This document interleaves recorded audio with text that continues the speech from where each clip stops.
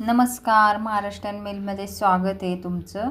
आणि आज आहे मोक्षदा एकादशी. त्यानिमित्ताने मी साबुदाण्याची खीर बनवणार आहे तुमच्यासाठी. आणि आता भरपूर दिवसाच्या रेस्टनंतर पुन्हा येते तुमच्या भेटीला, आपल्या यूट्यूब फॅमिलीच्या भेटीला.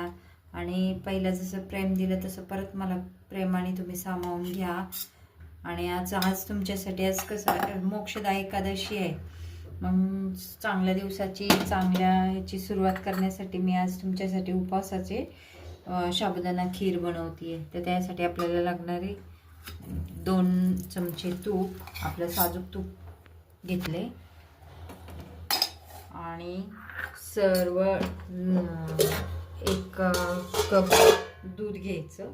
अंदाजे घ्या, दूध जास्त झालं तर केव्हाही चांगलं. 1 कप दूध घेतले मी, त्यातच 1 कप पाणी घालणार आहे. आता हे सर्व ड्रायफ्रूट आहे ना, मी मॅश करून घेतलेत. काजू, बदाम, पिस्ता हे सगळे मॅश करून घेतले. जास्त बारीक नाही करायचे. तुम्हाला आवडत असतील तर तुम्ही अखंड सुद्धा टाकू शकता, पण ते असं घट्टपणा येतो खीरला. आणि 2 चमचे साखर ऑप्शनल आहे, तर त्याच्याऐवजी तुम्ही कुणाला जर म्हणजे गूळ आवडत असेल तर गूळ किंवा मध घालू शकता. विलायची आणि ड्रायफ्रूट सगळे मिक्स अशी ही पावडर बनवून ठेवते. आपण मागच्या व्हिडिओमध्ये पाहिले ना मी कशी बनवून ठेवते ती, तशी ती मी कायमच बनवून ठेवते. ती मी 2-3 चमचे टाकणार आहे.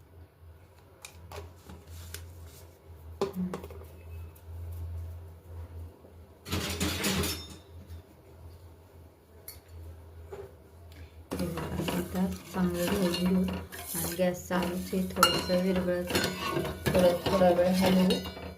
आणि त्याच्यामध्ये साबुदाणा, हा 1 वाटी साबुदाणा आहे भिजवलेला. भिजवून 1 वाटी घेतलाय, म्हणजे भिजवायच्या आधी तो अर्धी वाटीच होता.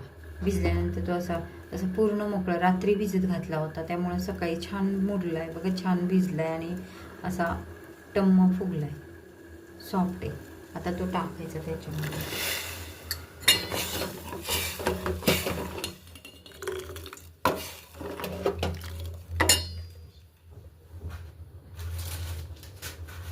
एकादशीच्या आज मोक्षदा एकादशी आहे, त्याच्यासाठी हे बनवली आहे मी खीर.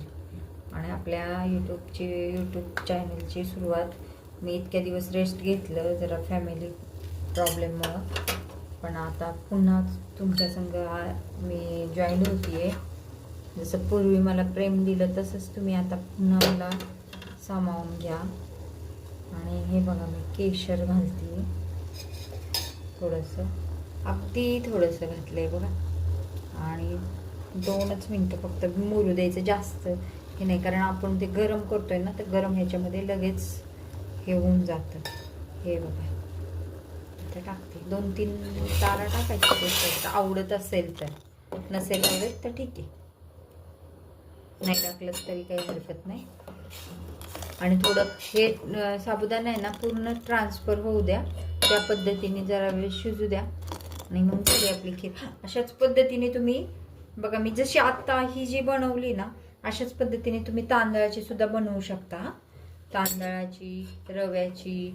पण त्यावेळेस काय होतं, रवा आणि तांदूळ आहे ना, तांदळाची जी पावडर आपण केलेली, म्हणजे जी कणी केलेली असते ना तुकडे, ते तुपामध्ये तुम्हाला भाजायला लागतील, एवढंच. बाकी सेम प्रोसेस असेच करा. हे बघा, हे केशर मी थोडंसं असं घेतलं होतं, चमचा अशा तारा घेतल्या होत्या, 7 घेतल्या होत्या. हे बघा, होत आली आता खीर. आणि मी जसं मगाशी सांगितलं तुम्हाला, आज मोक्षदा एकादशी आहे. तर मोक्षदा एकादशी म्हणजे काय, तर आज गीता म्हणजे गीता जयंती पण म्हणतात. गीता श्रीकृष्णाने अर्जुनाला गीता रणांगणावर गीता सांगितली होती, तर त्याची जयंती आहे गीता, जी ज्ञानेश्वर माऊलींनी आपल्यासाठी सर्वसामान्य लोकांना समजावून म्हणून मराठी भाषेमध्ये लिहून ठेवलेली आहे. त्या गीतेची आज जयंती आहे. तर मी चला तुम्हाला दाखवते. मी गीतेची पण पूजा केलेली आहे, ती पण दाखवते तुम्हाला.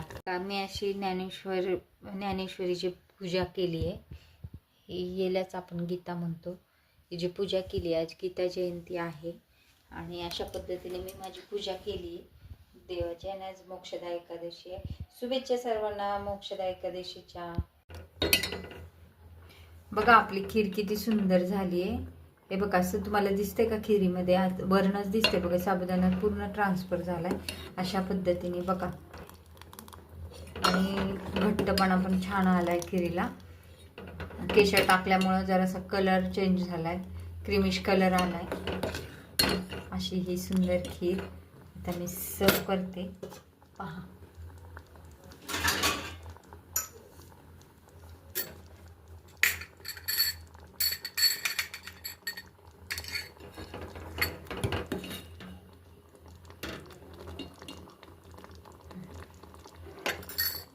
हे बघा, हे बघा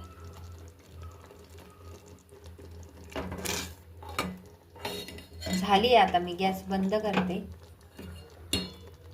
आणि हे बघा अशा पद्धतीने तुम्ही पण बनवून बघा. खीर किती सिंपल आणि कमी साहित्यामध्ये मी बनवली आहे. कशी वाटली